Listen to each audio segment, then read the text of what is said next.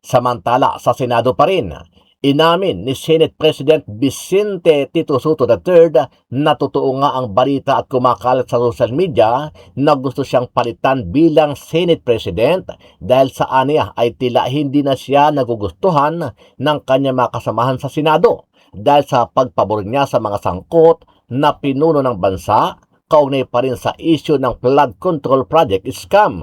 Sino nga ba ang gustong ipalit sa kanya ng mga senador? Eto, panoorin natin ang naging pahayag ni Senator Tito Soto. Actually, I'd rather not dwell into it already.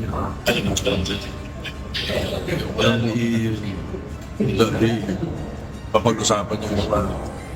Said just, they were merely talks. Ay sinabi niya hindi siya interesado. Sa buong majority namin na very solid. As a matter of fact, mga dalawa sa mga hindi namin kasama dati, baka papasama pa yan.